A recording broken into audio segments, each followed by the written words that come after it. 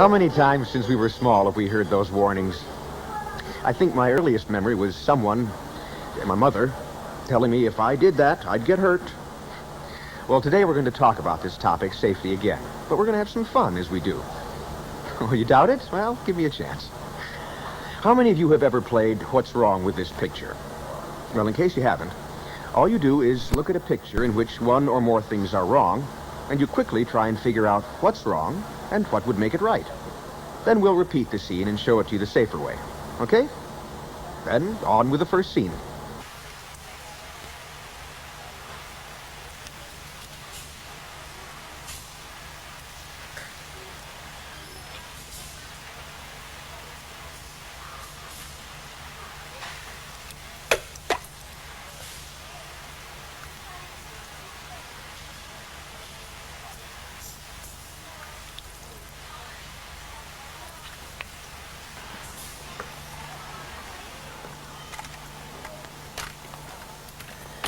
I'll bet this looks correct, but there's something wrong.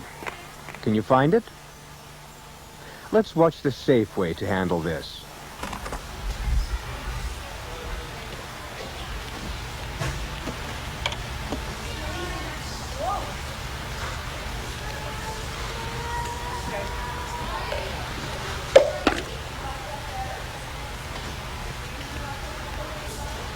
Carlos, can you come and help me?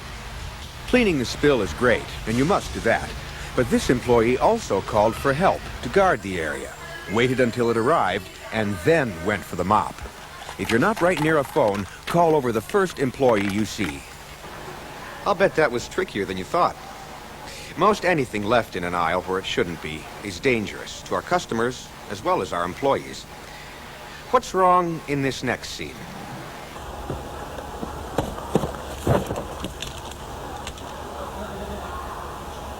Find anything? If you notice the binding strap left on the floor, you are correct. First, make sure the area is safe, then do your work. What about this scene? People who aren't looking can trip over anything they're not expecting. We're now going to talk about lifting. Incorrect lifting is one of the biggest causes of accidents at Toys R Us. But before we continue with what's wrong with this picture, let's cover the important points of lifting. First, whatever you're lifting should be as close to your body as possible. So, place one foot to the side and one to the rear. Keep your back straight, bend with your knees. Hold the corners for a good grip, but before you lift, test the load. If it's too heavy, get help. Since your knees are bent, your back is straight, lift with your legs. If you need to turn with your feet, not your waist. And set it down just the same way. Close to your body, bend the knees, not the back. What's wrong here?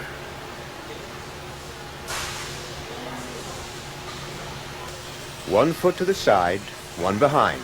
Bend the knees, grasp the corners, test the load. Gently lift with the power of your legs, holding the carton close to the body. When you're putting the carton down, it's just the reverse. I'm going to give you a clue for the next few scenes. Close to the body. That's all I'm going to say. Now, I know we haven't covered lifting above the chest, but I did give you a hint. What's wrong in this scene?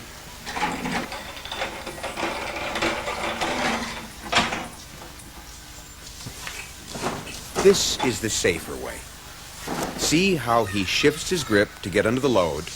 Then, like a weightlifter, he uses his arms and the power of his legs to lift the carton. Lowering it would be done the same way. What's wrong here?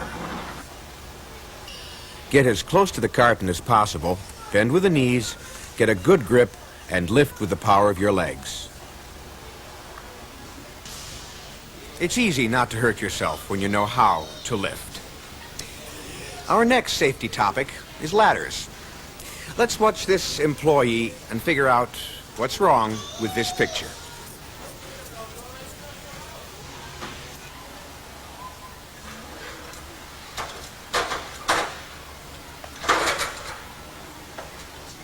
I will tell you, there's more than one mistake here.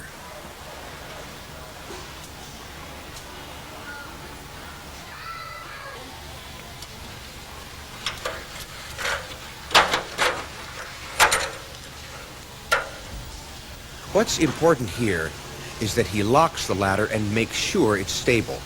When he climbs up, he doesn't climb beyond the next to the top step, nor does he lean further than his belt buckle.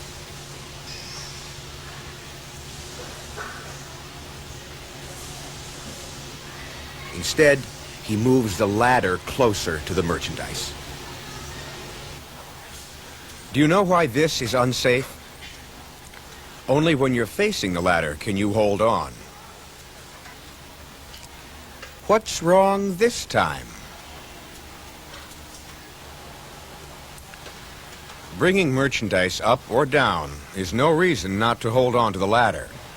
If you can't do it safely alone, get help.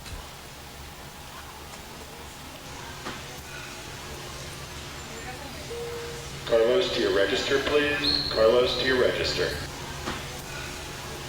Can you find anything wrong here? Carlos, to your register, please. Carlos, to your register. Ladders left in the aisles are dangerous because people can trip over them and children may climb them and get hurt. Just a few more points about ladders. If it's 8 feet or less, carry it upright. Over 8 feet, and it should be carried end to end by 2 people. I'd like you to think about our fixtures now and how we display and store merchandise. It's probably no news to any of you that cartons not neatly stacked or tall objects that aren't secured, or at least leaning away from where they could fall, could be dangerous. Just one look at the storeroom, or the aisles, or the perimeters out on the sales floor, and you can figure out what's in danger of falling and what's not. But what about the things that are not so obvious?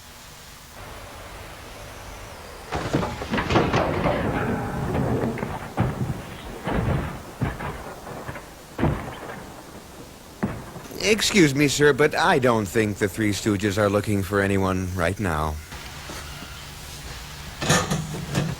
That's better. Also, when merchandise extends too far from the shelf, it could trip someone. What do you see that's wrong here? Empty pegs are dangerous because children could be hurt by them. How about this scene? Can you spot what's wrong here? We hope we never need these, but in case we do, don't block the emergency exits. Also, do not place merchandise next to the sprinkler heads. If there were a fire, the water would be blocked from reaching the fire, so merchandise must be at least 18 inches below the sprinkler heads. And never stack merchandise near the ceiling heaters or lights, because that can cause a fire. Now, as long as we're on the topic, would you know what to do in the event of an emergency or a fire? First, don't handle it alone. Pick up the store intercom.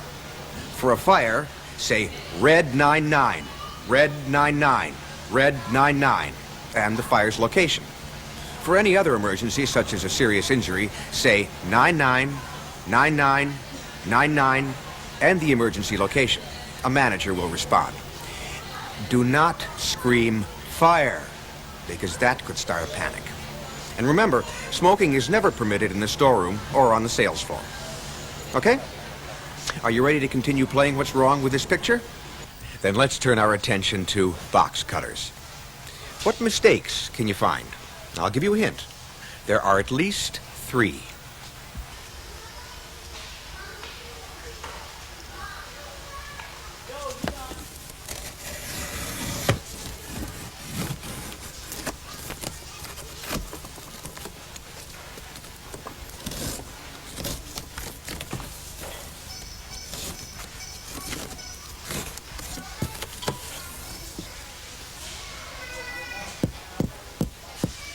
Extend the blade by tapping the opposite edge on the carton. Make the cut away from you, not too deep, so the merchandise won't be damaged. Never use the box cutter to pry open a box, because the blade could snap. Use your hands instead.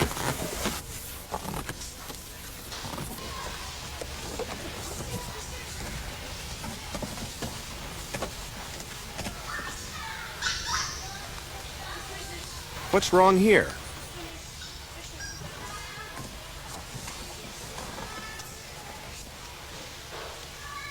The box cutter belongs with you. So after you close it safely, take it with you. We're now at the last part of the game, where we'll cover safe ways to bring merchandise to the floor. So, what's wrong with this picture?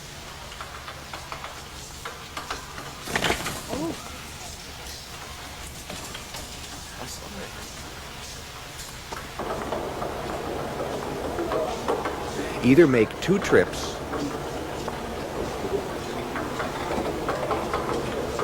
or use a U-boat, flat truck, or handcart.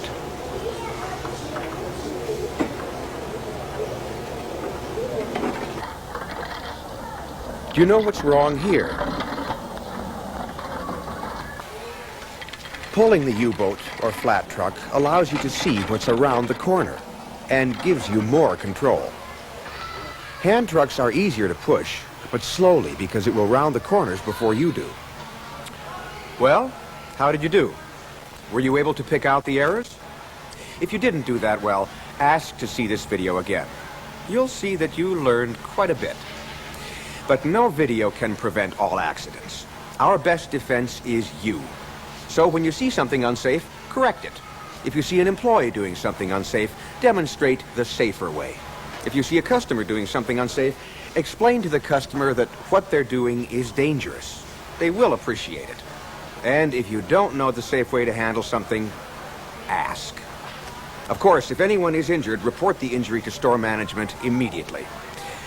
So from now on, let's be careful out there.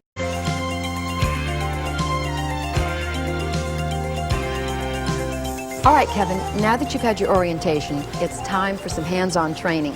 This is Rhonda. Hi. Hi. She's been with us a while. She knows what she's doing. The first thing she's going to show you is the keyboard. There's a million keys. Kevin? Kevin? Oh, I'm sorry. You look worried. I don't know. I mean, it looks kind of complicated. I know, but don't worry. You'll do fine. Rhonda will be here to show you everything you need to know, and you'll have a chance to practice. And after that, we'll put both of you on an actual register. If you need any help, she'll be there. It isn't really all that hard. I know exactly how Kevin feels. It wasn't that long ago that it was my first day as a Toys R Us cashier. A little nervous, not sure what to expect. But Kevin shouldn't be worried, and neither should you. As a front-end department head, I can honestly say that all it takes is a little patience and practice. It's just like learning anything new. And after a while, you'll be cashiering with confidence.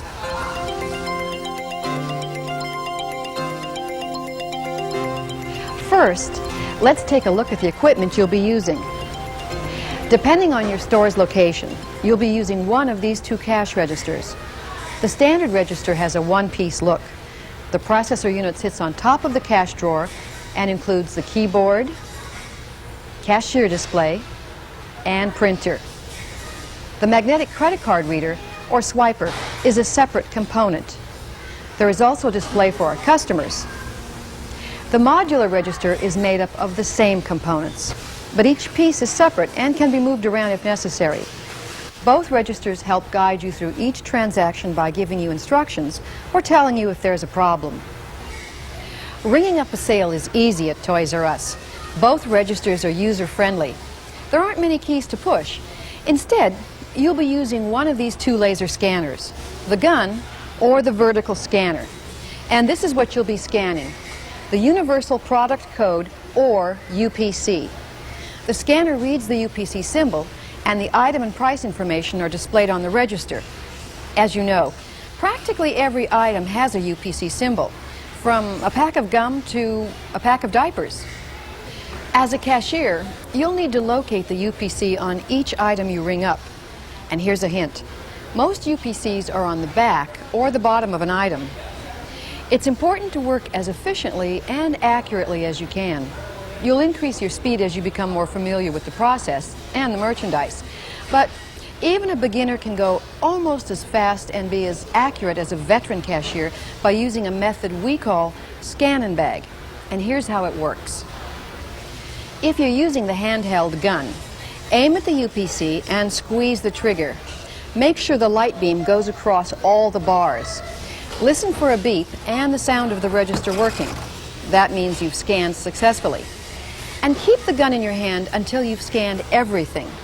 It's more efficient to pick it up and put it down only once. The vertical scanner lets you scan and bag while using both hands.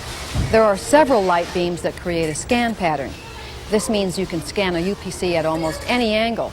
Again, listen for the beep and the sound of the register. Now about bagging. In the bag well, you'll find two sized bags, medium and large. First, look at the size of the customer's purchase and decide which size bag you need. Open the correct bag in the bag well and start scanning. Move each item into the bag immediately after you've scanned it, and put larger and heavier items in the bag first, just like they do at the supermarket. Place large items on the back counter if they're too big to fit in the bag. Scan and bag means fewer delays and faster service for our customers, and that makes your job a whole lot easier. You'll learn more about scanning and bagging from your coach while you're training. Kevin, Rhonda, how's it going? Pretty good. The keyboard isn't as hard as I thought, and the scan and bag makes it easy. I was just going to tell him about the phone. Good. The phone is one of your most important pieces of equipment. You'll need it to phone for service if you need help. What kind of help? Well, don't worry. It's just that sometimes you might need assistance. If you do, don't panic. Just call for service. The phone is your link to people who can help you. Remember, we're all here to help make things run smoothly for ourselves and our customers. Oh yeah, customers. Kevin? Kevin? You look worried again. I was just thinking about dealing with the customers. Actually, it's kind of fun. Most of them can be real nice. Sure. You'll come into contact with lots of people. Customers, as well as managers, and other employees.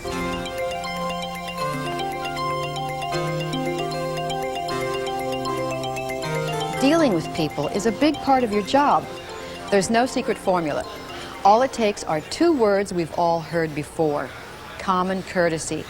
It's the best way to break down the barriers between people, regardless of whether they're customers or other employees. Now, I'm not saying that it's easy, but I am saying that you'll get good results. Greet each customer as you start the transaction. All it takes is a smile and a hi, and everybody likes to be acknowledged, especially if they've had a long day of shopping. If they're in a bad mood about something, your pleasant attitude will put them at ease. And believe me, that's better for both of you.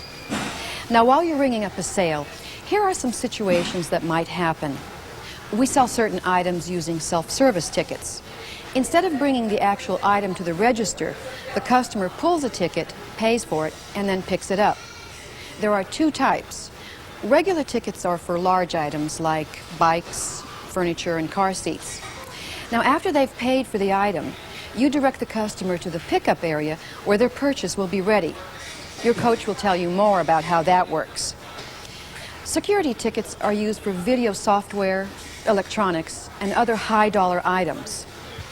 Direct customers with security tickets to the security pickup booth at the front of the store. Besides self-service tickets, here is an especially important time to communicate with the customer.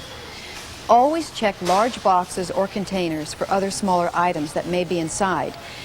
And if you find something, just ask them, "Did you want to buy this too?" You should also be prepared to answer any questions that customers may have. Hi. How are you today? Fine. Can I return that if it doesn't fit? Yes, you may. Just save your receipt. Try to be as familiar as you can with the merchandise we sell and the way we do things, so you'll feel confident about answering customers' questions. Customers probably won't understand many of the cashier functions that you perform. They don't know what happens when you press the wrong key, or how long it takes to fix it if the register printer runs out of ink. But they do know what it feels like to have to wait. We all know how it feels. Every minute seems like an hour, especially if we don't know why it's happening. So If you do have a problem, and sooner or later everyone does, call for service. And when you do, let the customer know what's going on. They'll really appreciate it when you share information with them. Hi. I'm sorry, the price on this is incorrect. I'll have to have someone do a price correct. Okay. During your training, you'll learn more about things like price corrects, item corrects, and voids, and how the service person handles them. So, if you're ever unsure of something or have a problem or make a mistake, call for service. When you do, a front-end department head like me or someone else from the service area will come over to help you out. So please don't hesitate to call. If you've made a mistake, we're here to help correct it as quickly as we can. And no one is going to try to blame you or make you feel stupid. Don't be afraid to say I'm sorry to a customer, even when it's not your fault. Thank you. Sorry for making you wait. Thank you for being so patient. Being a cashier is a vital position. You may be the only person a customer comes in contact with when they shop here. And to them, you are Toys R Us. When you're done with a sale and say, "Thank you for shopping at Toys R Us," you're creating a positive and pleasant experience that the customer will remember. And that means they'll probably come back again. So I get it. If I'm friendly and I talk to the customers, it makes my job a lot easier. That's right. Hello, Bernice. Hi. How you doing? How's it going, Kevin? Pretty good. You know, I was a little nervous at first, but now I think I have it down. The cash register, the scanner, the customers. Good. Now, the last part of your job is learning how the customers pay for their purchases. Oh yeah, pay.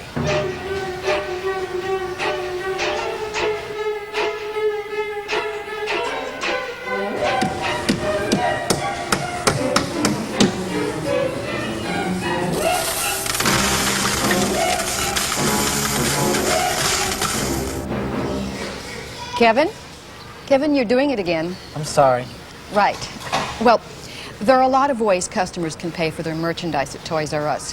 Handling each one is a basic part of what cashiering is all about. It would be easy if each customer bought only one item and paid cash for it. Fortunately for us, that's not usually the case. Rhonda, would you show Kevin how to do each type of payment? Okay, here, I'll show you.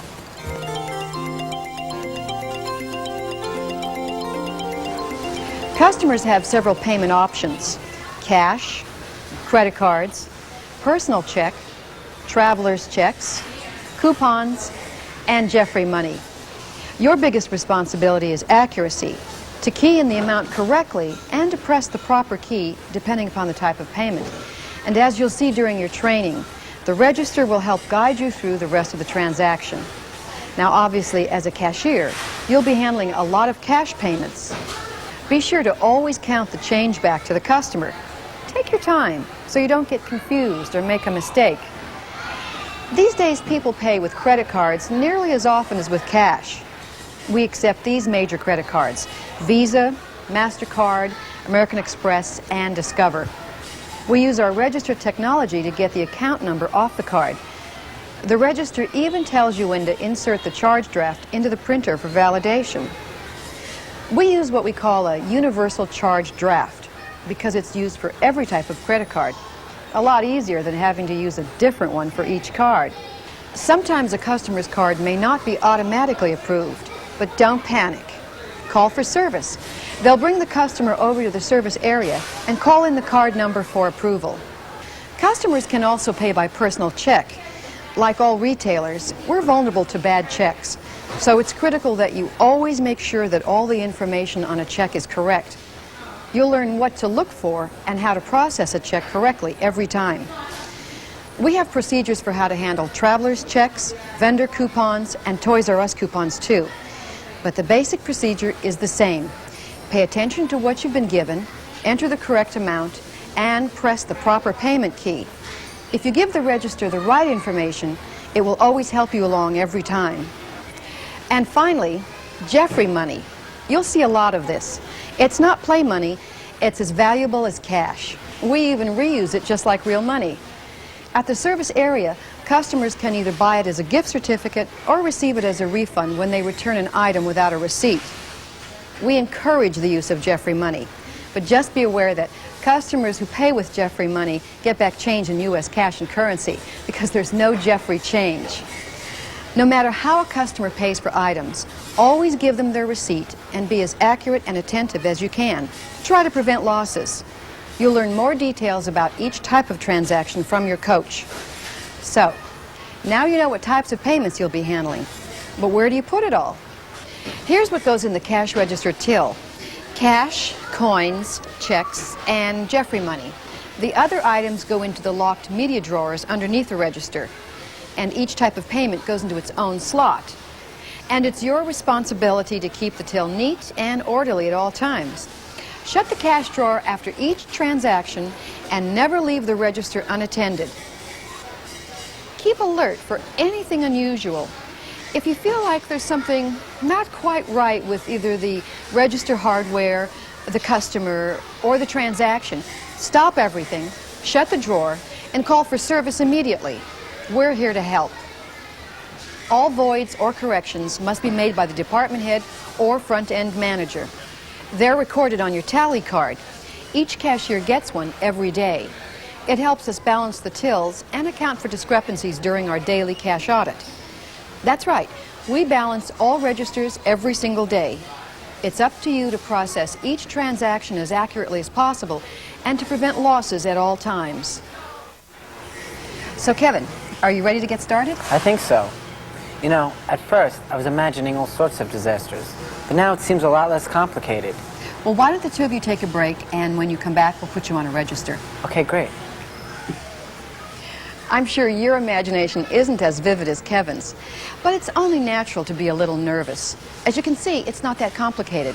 So now it's your turn. Remember, you're an important part of the process, as important as the hardware, the people, or the transactions you'll be dealing with. Cashiering can be hard work, but if you approach it with confidence, it can be a lot of fun. And identifying them before they happen will achieve our goal of reducing what we call shrink. Shrink means merchandise and money that is lost in our day-to-day operation. This is a problem because increased shrink means decreased profit. All retailers suffer from shrink. Customers who need help will be happy you're there, and you'll feel good knowing you were able to help.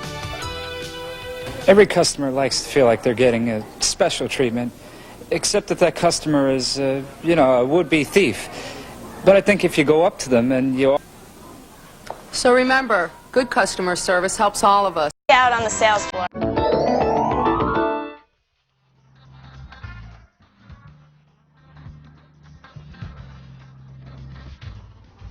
When merchandise is received, most of it goes directly here, to the sales floor. Our top priority to make sure the store is full. However, we often receive merchandise in such large quantities that some of it must be kept in the storeroom for later use. Just like our sales floor, our storerooms must be kept neat and organized. And sometimes that can be a tough job. What a disaster area. No one could find anything in here. I've got to straighten this place out. Jim is right. This storage area is a mess. Poses possible safety problems since items are not stored where or how they should be. And since cartons are not neatly marked, or not marked at all, Jim and his co-workers wouldn't know where to look for merchandise that might be needed on the sales floor. Merchandise is stored by category. All toy trucks go together. All dolls are kept together. Within these broad categories, items are separated by manufacturer. So all the Coleco products remain together. All Tyco road race items are kept together. And Buddy L merchandise is stocked together. Keep all cartons of the same item stored in the same place. Locating merchandise in the storeroom can be easy if a few simple rules are followed. This is just great. The box has no markings, so who knows what's inside? You're right about that, Jim. It's important that every box in the storeroom be clearly marked. Some are clearly labeled by the vendor. If not, using a black marker, neatly print the manufacturer's name, manufacturer's number, quantity, and a brief description of the product. Now everyone knows what's inside. Don't store a carton with one type item in it behind a carton with a different item in it. The carton in the rear might be overlooked. Items placed on the upper level of racking must also be stacked below. This way, you can easily get to the merchandise. And, for safety reasons, keep all cartons at least 18 inches below sprinkler heads and all fire exits clear. When you have only 1 or 2 cartons of an item, avoid placing these in the storeroom. Put these 1 or 2 cartons on the sales floor. There's always room for more. This reduces the chance of a carton getting lost. This doesn't belong here. You're right, Jim. It belongs in the racking. We want our aisles free and clear.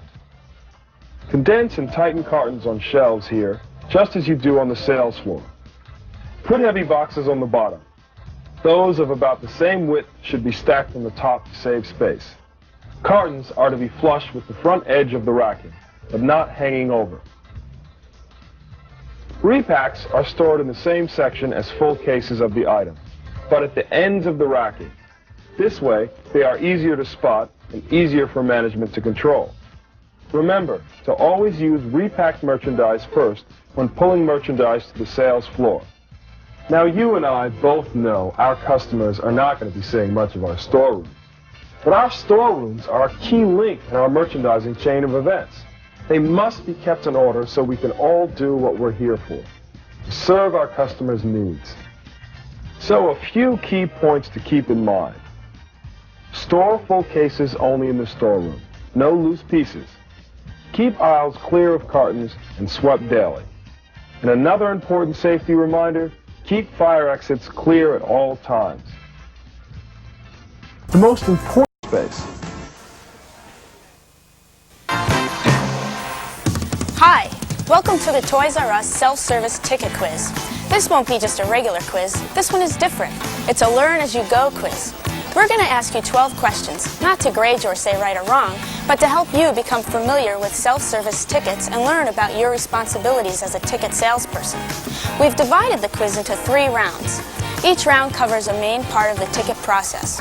Round 1 deals with the basics of receiving and storing ticket merchandise. In round 2, we'll cover ticket maintenance and sample maintenance. Round 3 is our bonus round, where we'll show you the benefits of providing good customer service. As you've walked through the store, I'm sure you've noticed that many of our items have this ticket package on them. Here's our first question. What kind of merchandise do we sell using self-service tickets? A, large or bulky items. B, items that are easy to steal. C, high-dollar items. D, all of the above. What do you think? If you pick D, all of the above, you're off to a great start, because all the answers are right. Customers who want to buy large items, high-dollar items, or high-security items take a ticket from the floor sample. Pay for it at the register and receive it at the appropriate customer pickup area. There are 2 types of ticket merchandise, regular and security. Regular ticket items are easy to spot. They include large, bulky items like bikes, strollers, baby furniture, and car seats that would be difficult for our customers to bring to the register. Security merchandise includes items like video games, stereos, and radio-controlled toys that are expensive and popular and present a security risk. We display these items differently. This is the electronics display case, or EDC for short. This is where many of our security items are displayed. A large amount of our security items are video software. These are displayed in their own aisle. Here, each ticket package is attached below a card that represents the game box and provides information about the game on the back. As you might have guessed, ticket merchandise is an important part of our business and represents a large portion of our total sales. We're counting on you to make sure this area runs smoothly and stays profitable. The way you handle the paperwork, maintain ticket items, and deal with our customers can really make a difference. So first, why don't we go to where it all begins, in the storeroom when a truck comes in.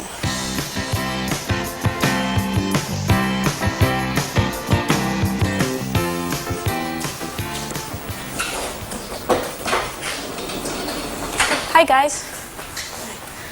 When your store receives ticket merchandise, the pickup employees will log in the items on the ticket merchandise receiving log and place them in the storeroom. Get to know your store's pickup personnel. They're your key partners in the ticket process. You'll also need to be familiar with the way the storeroom is laid out. Now, question number 2. How is regular ticket merchandise stored? A, with other small toy merchandise. B, in its own section of the storeroom, C, out on the floor behind the displayed item, D, it remains in the loading area. Okay, this is a tough one. The correct answer is B. Even though it looks like one big storeroom, ticket items are stored separately from small toy items in their own distinct part of the storeroom. In this section, the items are stored in alphabetical order by manufacturer name. But what about security merchandise? Where does that get stored? Question number 3. Where do we store security ticket merchandise? A, in the small toy storeroom, B, in the ticket storeroom, C, in the security pickup booth and security room, D, out on the floor in the electronics display case. Well, the answer to this question is C. Security merchandise is stored in the security pickup booth in the security room.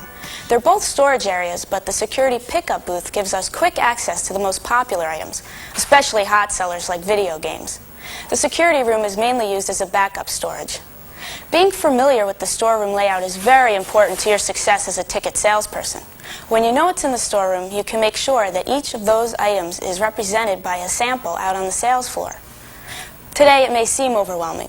You might think, how can anybody remember everything that's in the storeroom? But don't worry. You'll start out working along with an experienced employee who will show you the ropes. Pretty soon you'll feel comfortable enough with the process to work on your own. And the whole time you'll be learning new things and becoming more familiar with the products we sell. Okay, after the pickup employees log in the ticket merchandise received, they pass the log on to have tickets made. This brings up question number 4. Where do self-service tickets come from? A, supplied by the manufacturer, B, printed at the area office and sent to the store, C, printed in your store, D, supplied by Tickets R Us. How'd you do on this one? No, it's not Tickets R Us. The answer is C, printed in your store.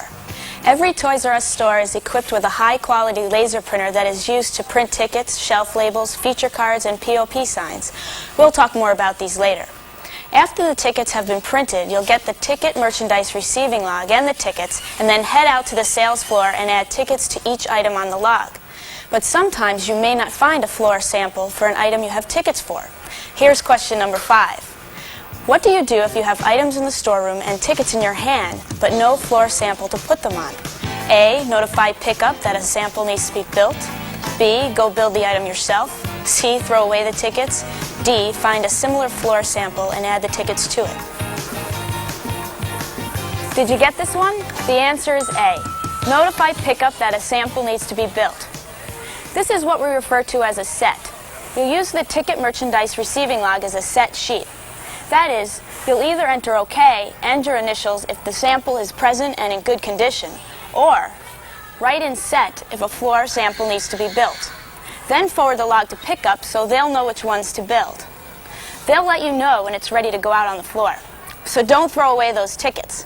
Hold them at the ticket desk until the sample is ready for them. Well, that's it for round 1. Take a quick breather and get ready for round 2.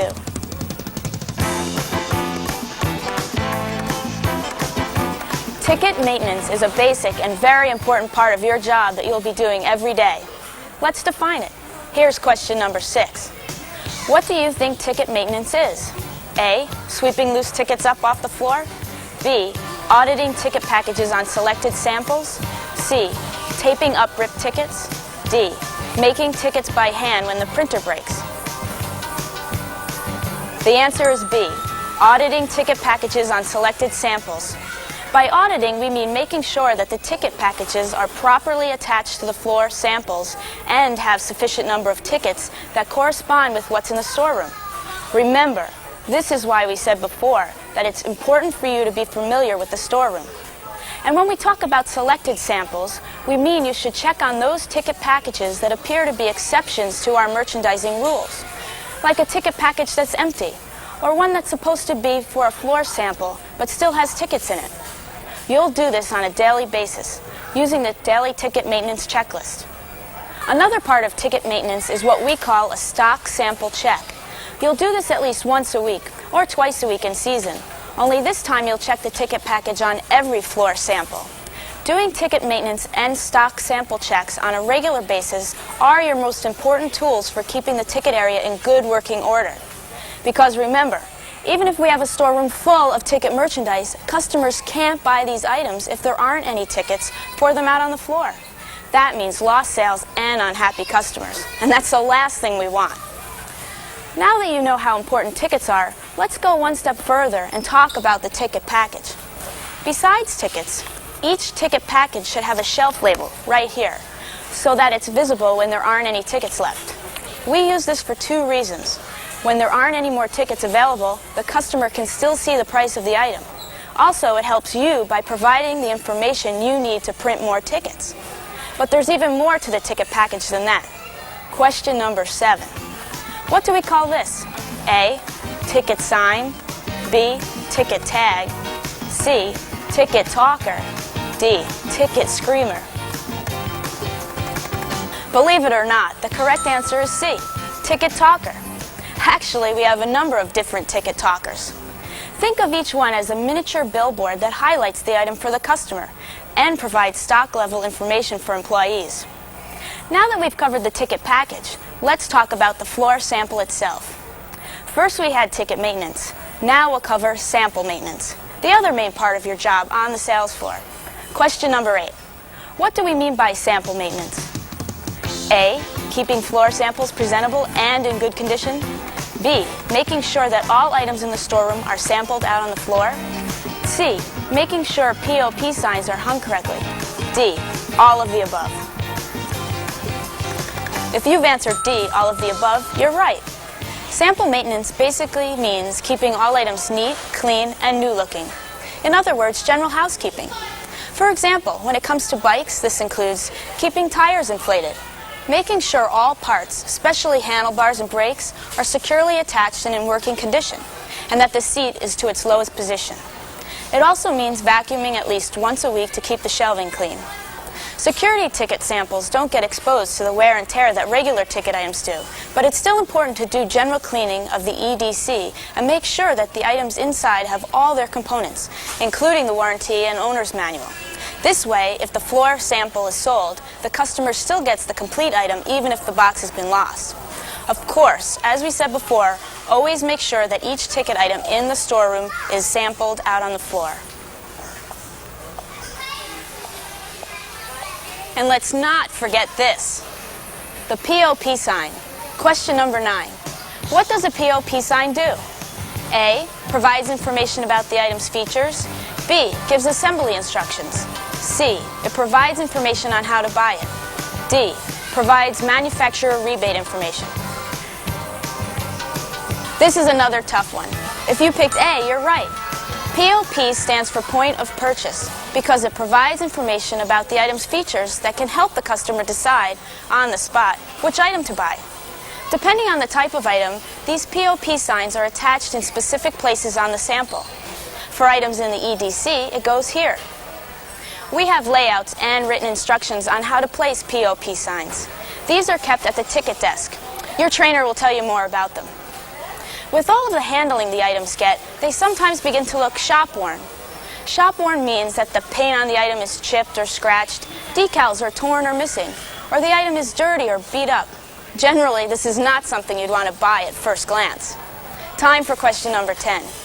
What do you do if you find a sample that is shop-worn? A, notify a manager who will decide what to do with it. B, remove it from the floor and bring it to pickup for disposal. C, leave it as is. D, move it to the clearance aisle. The answer to question 10 is A. You should notify a manager whenever you see a shop-worn floor sample. It's up to the manager to decide whether to mark the price down or not. The whole idea here is to keep the samples new-looking and appealing to our customers. It could mean the difference between a lost sale and a satisfied customer. Speaking of satisfied customers, it's time for our bonus round, customer service.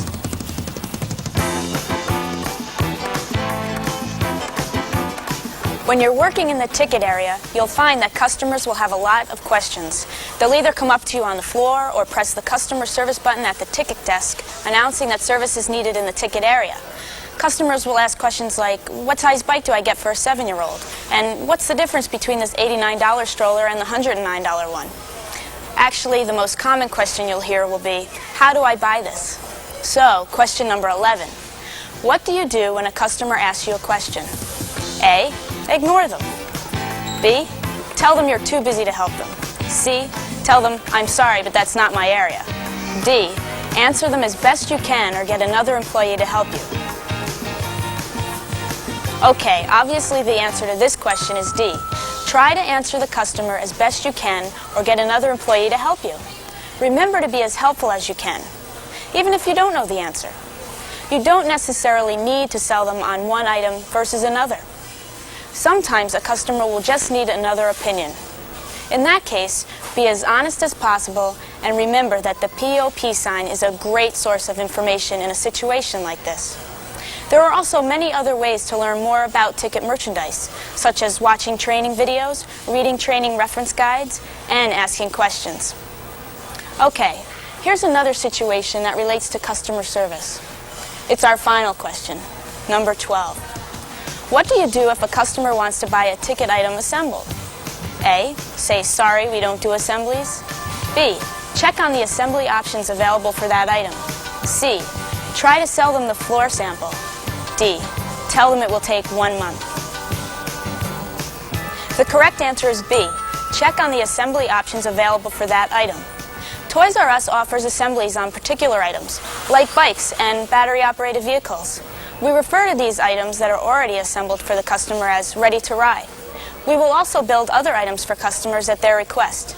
The tickets for these items say assembly available. In either case, be sure the customer is aware that we'll assemble these items and that an assembly charge will be added. Your manager will explain this to you in more detail later.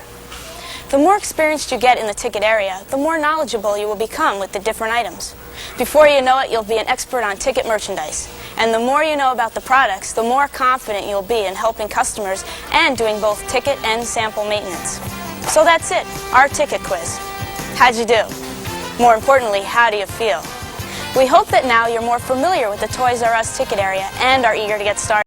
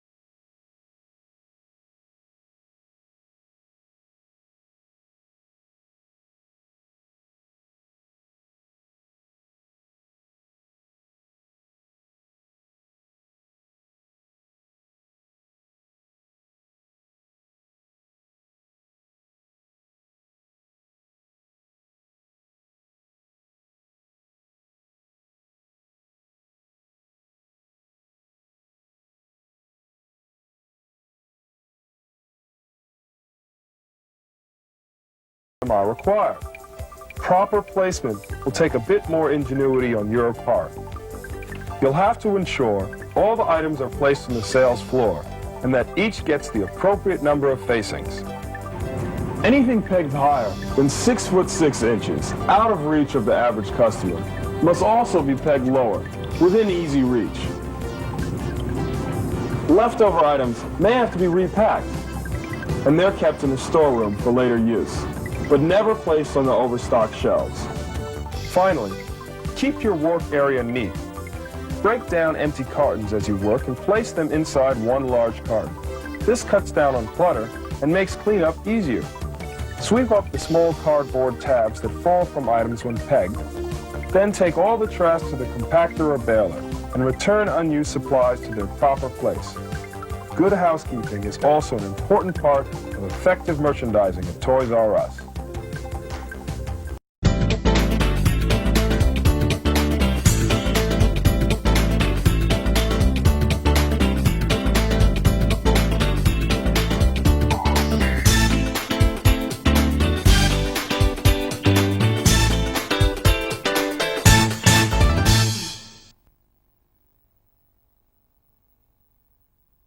Everyone has a different view or opinion of what customer service is. One person might think it's just being there if the customer needs us, and that's enough. But to someone else, it might be being friendly, being helpful. But whatever it is, and how good we are at it, can mean the difference between a customer coming back again and again, or deciding that they're nicer and more professional at a competitor down the road. That doesn't make me happy at all. Because if we don't have customers, I don't have a job. They're right. Customer service is the most important part of our business. In fact, it is our business. And that's what this program's all about, setting the basic standards of customer service we expect from you and every member of the Toys R Us team. Plus, you'll see and hear some examples of great customer service from our service heroes, the best of the best in retailing. Some of the Toys R Us team who can proudly claim to really know what customer service is all about. Excuse me, could you help me with this, please? Okay, this is a Return of the Jedi game. Customers judge us on a million little things. The way we look, how friendly we are, the way we smile, and the way we seem to care about their needs. How much we know about our store, which aisle products are in, and they expect us to know about all the products we sell. And given we have up to 12,000 skins, their expectations are pretty high. Excuse me? Yes. Could you tell me, is this an expandable set? Yes, it is. Now, no one can know all the details on every product, but you can get a handle on the basics, how they work, which age group they suit the best, and being able to present that information with a bit of enthusiasm. Well, customers are going to think you care about them and their needs. They're going to think Toys R Us people are their kind of people. Oh, great, thank you. And that's true. On the floor, at the register, at pickup, at refund, on the phone, and they even judge us on the way we look. We wear uniforms to help customers recognise us, so they can find us, so we can help them. So it makes sense then to wear the uniform properly. Everyone's got to keep their uniform clean, shirt tucked in, name badge showing, cap on. It makes us look professional, which may just be why they keep shopping with us. Excuse me? Yes? Could you tell me where I could find Thomas the Tank Engine? I certainly can. It's located in aisle 10A. When a customer walks up to me, we're usually strangers. By the end of the conversation, I aim to turn them into my friends. Now that may not seem all that easy, but it really is. It's all in the way you handle them, your attitude. You've got to look as though their problem is the only thing you care about, and you're going to work with them to solve it. customers respond to a lot of things, but I always find a simple smile, eye contact, good listening, and a friendly, positive response makes them feel good. It's like they're looking in a mirror. If they get a smile, a friendly, happy feeling from you, they're going to feel good themselves. They'll walk away feeling, hey, I feel good now too. Excuse me, I've been looking everywhere for children's dump trucks. Can you help me with that? I sure can. They're just down this way. Would you like to follow me down? It's lovely outside, isn't it? Just fabulous. Okay, these are the dump trucks, and these are our chunkies. These are fantastic because they're friction powered. Lots of different types of customers shop with us, and every one of them needs to be handled properly. Take a mum who's been given a hard time by her kids. In terms of whether they, They come semi-assembled, but we can... She needs fast, efficient service so she can keep the kids on the move. Don't pull it off of there, please. Leave it. Come on, come away. No. You'll break it. Sorry. No, you're right. Yeah, that's okay. Then there's the businessman. Can I help you, sir? Yeah, I'm after blocks for a 3-year-old. Is your 3-year-old into trucks at all? He could be. Yes. He just wants to find what he wants and get on his way as quickly as possible. He wants fast, efficient service too. Listen to his needs, then direct him to the products, offering advice just in case he's unsure of what to buy. Excuse me, could you give me a hand, please? Yes, certainly. How can I help you? Just wondering if this would suit a 10-year-old, please. Yes, it would. Take care when dealing with the elderly. They can be confused easily, and sometimes you might need to give them extra advice. Even take them to the products and offer a suggestion if it's a gift for, say, a grandchild. You're welcome. Then there's a difficult customer. Whatever type of customer you do face, you have to handle each one with a friendly, cheerful approach. Remember the 10-foot rule. You have to listen to customers' needs, offer advice and service. Smile, make eye contact, and remember, it's your job to offer this high level of service, whether the store's quiet or when we're in one of those frantic high peak times in season. Say you're already on the way to get some information for one customer, and another stops you also wanting advice. What should you do? Excuse me, could you just help me with this, please? Certainly, ma'am. I'm just with another customer. One of your most important customer service jobs is keeping the aisles, the shelves, the gondolas, the end caps all neat and tidy. Keep your eyes open for stock that's out of place, on the floor, in broken packaging. Make sure the customer sees only well-presented, clean stock. If they don't, they won't buy. And if you're on the floor and a customer asks for a product that's not available, don't just fob them off. Offer to check the storeroom. We have had them in stock. I'm sure they were here. Look, if you'd like, I'll go and have a look in the storeroom for you. It won't be a moment. That would be great. Thank you. If we are out, explain and offer to order it in. Take them to the service counter and explain the situation. Hi. Hi. Okay, what happens now is I have to fill out a goof slip. Right. I just need to get your details down. Use this opportunity to get to know the customer's name and offer to ring when the product's available. If we treat the customer well on the floor, by the time they get to the register, they're going to be feeling pretty good about Toys R Us. I mean, it stands to reason. They've been wandering around, generally helping themselves, making a selection, then they've reached the end. Where all they really want is to quickly and efficiently pay, then be on their way. Have a nice day. See you next time. Hi. When a customer approaches my register, I'm ready for them, even if I have another customer waiting. First, I recognise them with a smile, so they know that I know they're there. Then when it's their turn, I say, hi, how are you? How's your day been? Something like that. You know, greet them. And be friendly. If they have a bag or a stroller or a pram, I explain to them that I have to check. If you do it with a smile and a friendly comment, they all understand these days. I do it quickly, but thoroughly, and then I thank them for their patience. I check their packaging to make sure it's properly sealed and then process it through the scanner.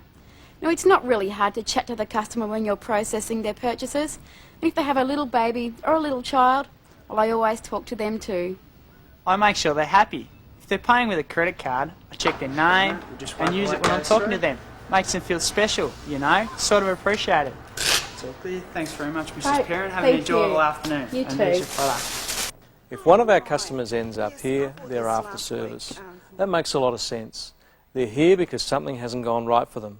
Maybe they're upset because something doesn't work, or they might even be upset with us. It's a time where a lot of tact and patience is needed. It's the time and place where you really need to be on the ball. Fast, friendly action. That's what the customer's looking for by the time they reach the service counter. Most times it's because they need to exchange a product or they want their money back. Hi, can we help you? Yes, I bought this last week for my son's birthday, and he opened it yesterday morning, and there's a part missing. Oh, no. Do you know what was missing? Do you know what part was missing from it? It was part of the track. Okay, that's fine. I can give you a refund on that. Do you have the receipt with you still? I certainly do. Okay. Now, if they've got their receipt, generally it's easy. But if they don't, they're feeling uncomfortable. If I handle it right, I know they feel good about us and they'll come back. If I argue, they're going to hate the product, hate the store, and even hate me. When a customer buys something on ticket, they end up here. It means they've been shopping for probably some time. They've already queued at the register, and now they've maybe got to queue again. They need extra special attention. You can still give the customer great service.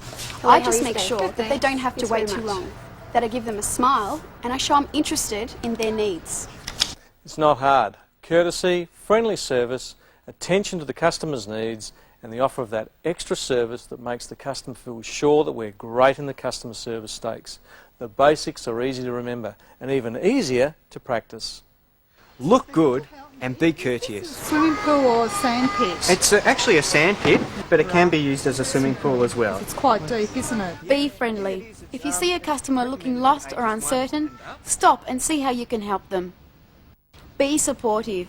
If the customer's got a problem, listen to what the customer wants. Use good, positive body language. Look the customer in the eye and turn their negatives into positives. If you're dealing with the customer over the phone, pretend that they're standing beside you. How may I help you? Yes, we do have those in stock. Smile, concentrate, and offer great service. Get to know your product too. Another feature of it is that you've got this ladder here, this slide here on the side. You can turn it over, and it's universal. It can be used as a ladder where the child can climb back into it. I see, yeah. And Excuse me. Oh, I'm sorry, can I help you there? Yeah, I'd like to pick this up, please. Sure. I'll just get it, it won't be a moment. Thank you. there you go, ma'am. There's your receipt and change. Could I just check your bag, please? If you have to check bags, do it in a way that makes the customer feel comfortable about it. Treat the customer like a customer.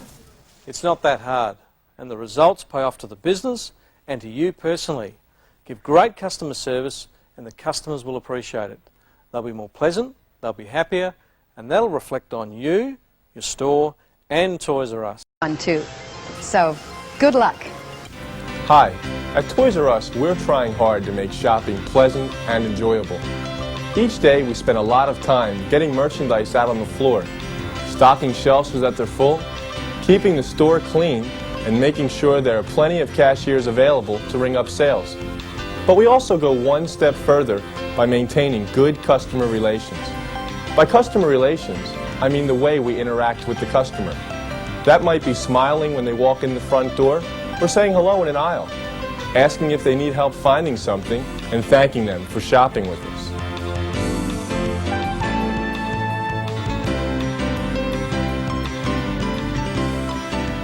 Promoting good customer relations is critical because although we're the biggest and the best, we're not the only store that sells toys.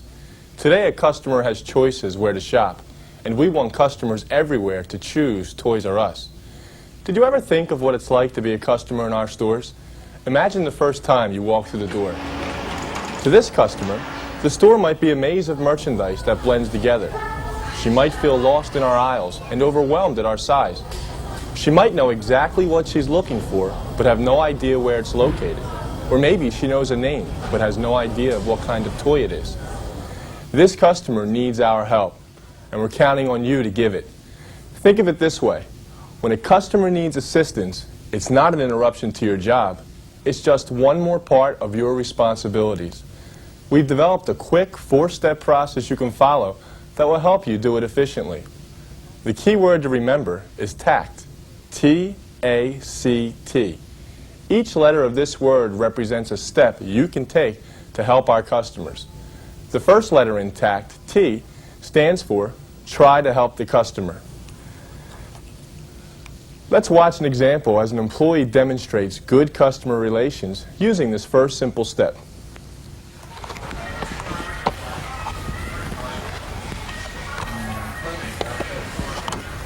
You look like you could use some help. Is there anything I can do? Actually, yes. I'm trying to find a chemistry set. Do you know where they are? Oh, let's see. Chemistry set would be in science. That's aisle 5C. Right now we're in aisle 13B. So just go down this cross aisle and turn left at 5C. Just follow the signs. Okay. Thanks for your help. Sure, you're welcome. In this example, the customer looked like she needed help, and the employee took it upon himself to try to help her. You don't have to stop every customer and ask them if they need help. Look for obvious signals. In this example, it was the expression on the person's face. Now let's watch some other examples of how employees can try to help customers.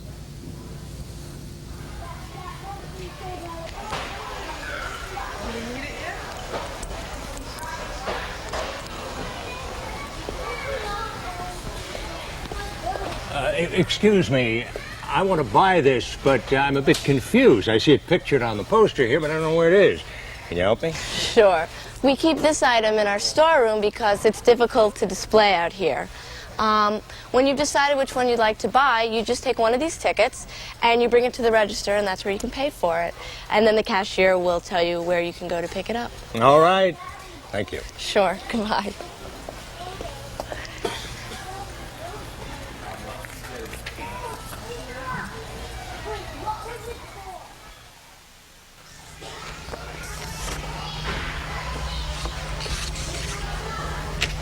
Oh, excuse me. Yeah. I've been looking for the Barbie Dream Horse. It was advertised in Sunday's paper, and I've looked all over this aisle, but I haven't seen it. Now, am I looking in the wrong place? No, this is the right aisle, but I just sold the last one this morning. But we should be getting another delivery in a few days. A few days? Yeah.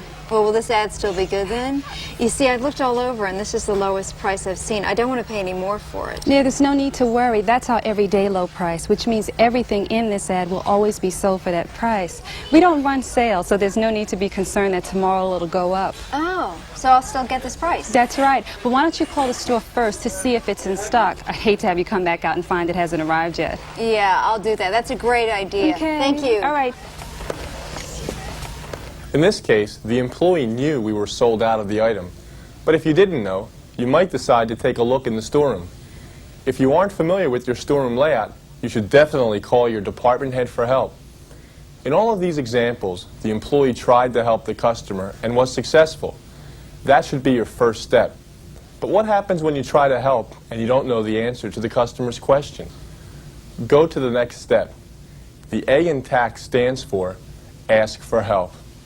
Here you should look around for a nearby employee who can assist you. Let's see how it's done. Excuse me. I'd like to know if you could help me with something. I'd like to buy a tent for my son, and it comes with Ninja Turtles on it. A tent? I'm new here and I'm not that familiar with all the merchandise, but if you'll come with me, I'll find someone who can help you out.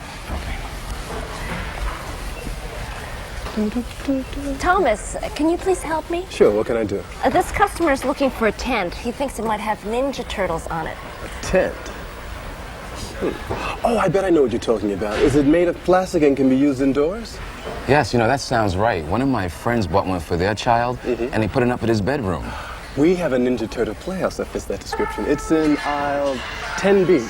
It's 3 aisles over and to your left. It's about halfway up the aisle on the left, and it's in a white and green box. Okay, great. I'll look for it in 10B. Thanks. Okay. Thomas, thanks for your help. I didn't know what he was talking about. I hate not being able to answer questions. Well, don't get upset. You're new and you don't know where everything is around here. It takes time, but you'll get it. Just remember, if you don't know the answer, find someone who does. Everyone is willing to help you out. And remember, when the store is busy, we have Bill. He's Jeffrey's helper. See, there's Bill now. Okay, thanks again. Take care.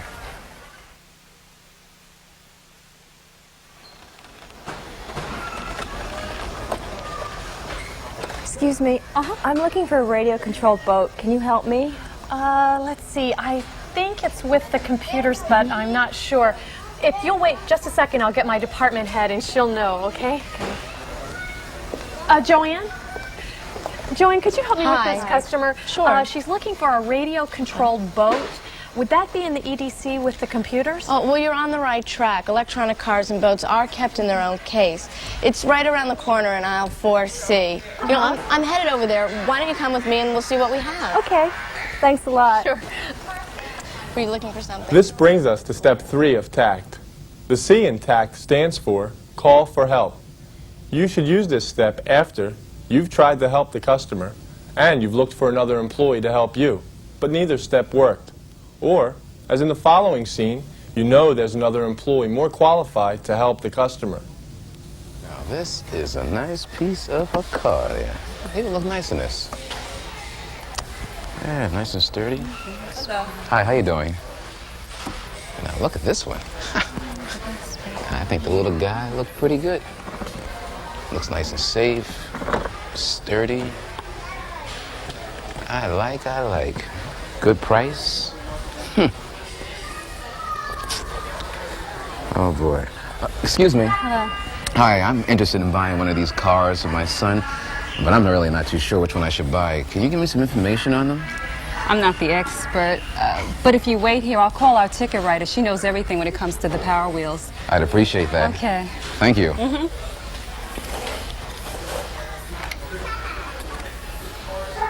Mary, please come to the ticket desk. Mary, to the ticket desk for customer assistance. Just wish I could have helped you more. I mean, I work in the other aisle, so that's where I know everything about.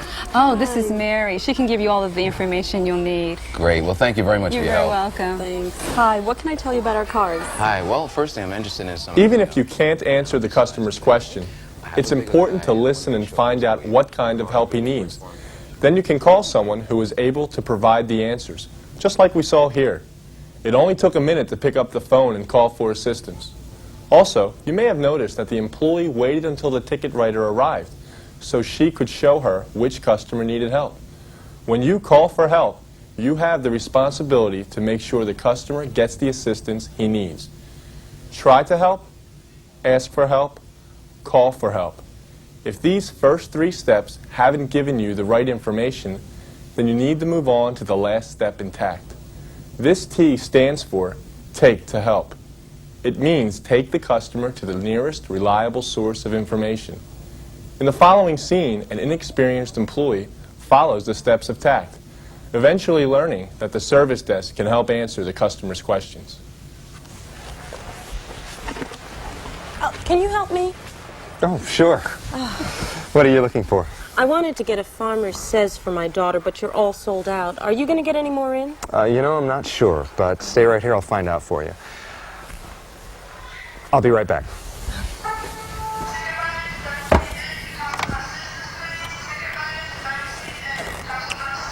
John, please pick up channel 6 for a customer question. John, channel 6. Hi. I spoke to my department head, and he said the people at our service desk would probably be able to help you. Why don't you follow me, and I'll take you there. All right. There are a number of things we can do to find out information about the availability of a product for customers. And if we can't satisfy them right away, the service desk employee may decide to issue a goof slip. That way, we'll have the customer's name and number so we can call them when the item comes in. Let's look at another example of Take to Help. Oh, excuse me. I can't seem to find a price on this. Can you tell me how much it is? Sure. Let's see.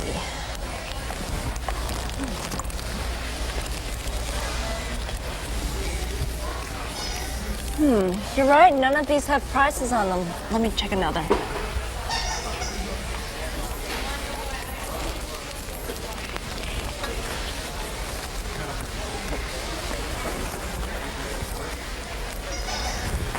None of these have labels on them. If you'll come with me, I can scan this and see what the price is. Okay, great. Thanks. In this example, the employee skipped a couple of steps because it was clear that the most effective way to help the customer was to take her to the nearest scanner to get the correct price. There's another important step here that needs to be addressed. The merchandise that wasn't priced can't be left that way. Anytime you encounter this situation, you must tell a department head or manager so the problem can be fixed. Our last example of Take to Help is one where it's actually best not to help the customer. For example, when the customer is clearly angry about something, but that doesn't mean ignore them, go directly to step 4 of our process and take the customer to help. Oh, I can't believe it. I just can't believe it. Is there a problem that I can help you with? I called your store this morning and asked specifically if you had the Madden football video game. So the person on the phone said you had it, so I drove all the way over here. Now I'm here, here's the game, but there aren't any tickets for it. That means you don't have it, right? That is what that's supposed to mean. Supposed to mean? Well, listen, why don't we go over to the service desk and I'll call my manager. She's very concerned that all of our customers are satisfied and maybe she can find the item someplace else. Oh, well, I hope so, or I'm going to be really mad. Come on, why don't we go on over? I think she can help you. Once you get to the service area, put the customer into the care of the highest ranking management person available, and let them take it from there. They're trained in handling tough situations, just like we saw here. It's not your job to solve the problem, but you must turn it over to a manager who can. So even in difficult situations, you now know the secret to good customer relations. Most of the time, it's easy to help. It doesn't take a lot of time, and it doesn't require years of experience. It just involves remembering the word tact. Try to help, ask for help, call for help, and take the help. That's the 4-step procedure that will help you help our customers. Thank you. Thank you. You're welcome. Bye. Bye. Hi, did you find everything you're looking for today? Yeah, I did. And your people were so helpful in helping me find exactly what I wanted. Oh, that's great. Yeah, you have a really nice store. Oh, thank you very much. Now that's what I like to hear.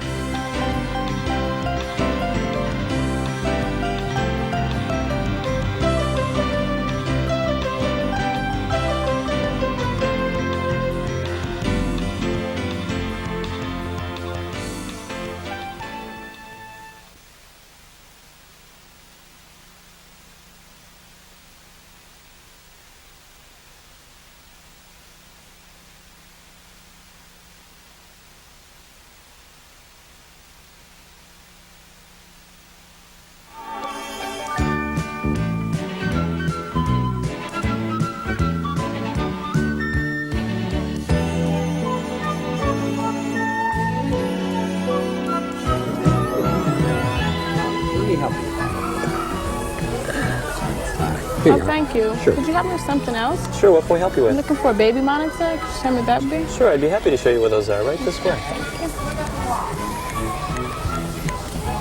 That's exactly what we're here to discuss with you today.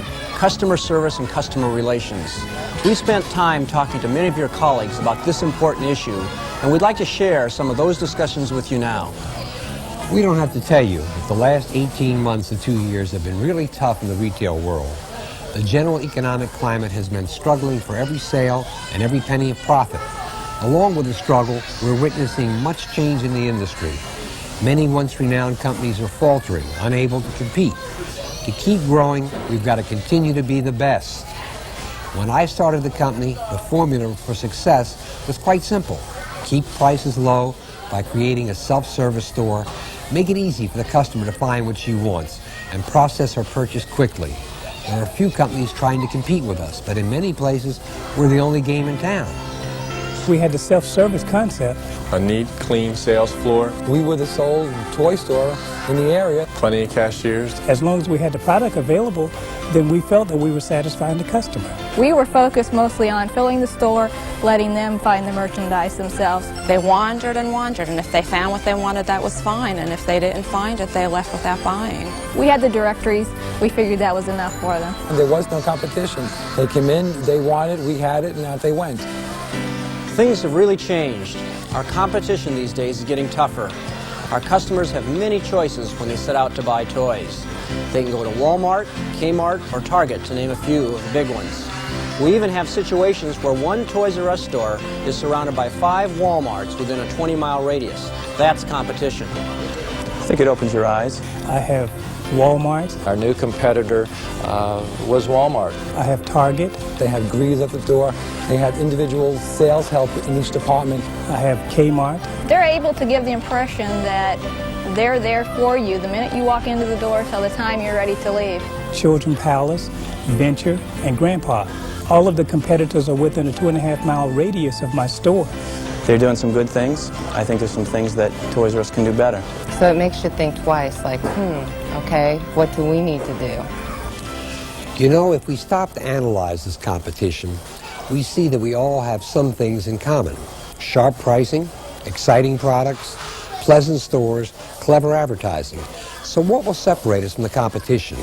What will cause a customer to choose Toys R Us as her shopping destination? Last year, we set out to find the answers to those questions, and we did it by asking customers, about 13,000 of them, what issues are important to them. The results of the survey were exciting. Compared to their experiences at many of our competitors, customers view Toys R Us in quite positive terms. The elements on which we have built our business, such as fair prices, wide selection, and being in stock on hot toys, rated high with our customers. But there are some things they'd like us to do better. For example, our customers want to get answers to their questions about where items are located. They also want the employees on the sales floor to be friendly and knowledgeable. If I don't have the time to go up and down the aisles, it sure would be nice to find someone to ask where this toy is. The people who work here ought to be the experts. At least they can try to answer my questions. I would appreciate their help.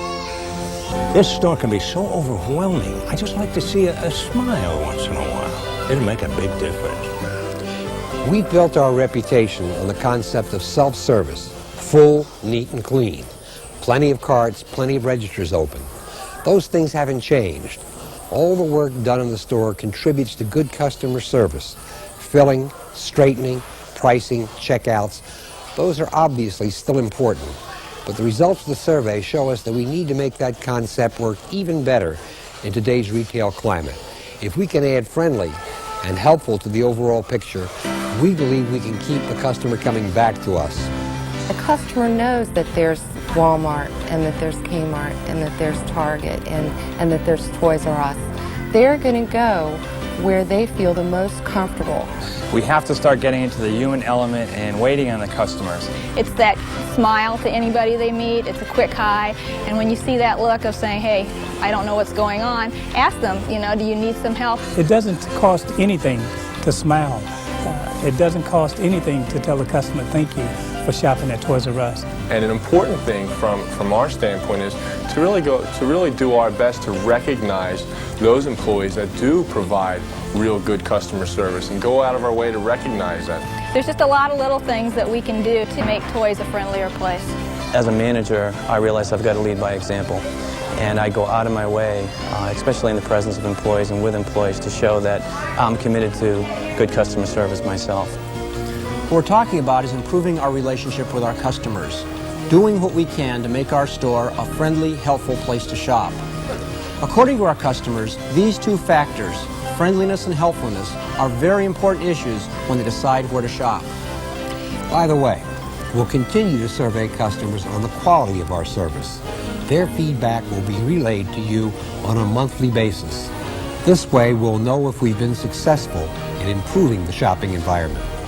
If we want to continue to be a leader and be aggressive and stay at the top, we have to react. To stay number one in the toy industry, you have to have better customer service than anybody that's around for competition. It's important for all of us to remember that good service still has to be cost effective. After all, our customers' number one issue is still low prices. This means we'll continue to work within the standards of ELP. You will get additional hours each week for the new Jeffries helper position, and these must be utilized. You won't see an additional allocation for any other customer relations activities for a couple of reasons. First, the time is already accounted for in the standards, and secondly, what we're asking for usually does not require significant time. It can be as simple as a smile or a friendly hello. Usually questions can be answered quickly, and you can get back to your other tasks. One thing I'd like you to remember, though, when a customer needs help, it is not an interruption to your work. It's just one more aspect of your work, like stocking and straightening. Another important thing to keep in mind, no one person in your store can be responsible for your relationship with your customers. Everybody has to be on the team. The sole responsibility of Jeffries Helper will be assisting customers, but Jeffries Helper can't do it all. The customer's perception of our service will be determined by how she is treated at the moment she needs your help. You, rather than Jeffries Helper, may be the one she approaches. Make sure she gets your smile and your attention. Good customer relations are contagious, and it starts with you.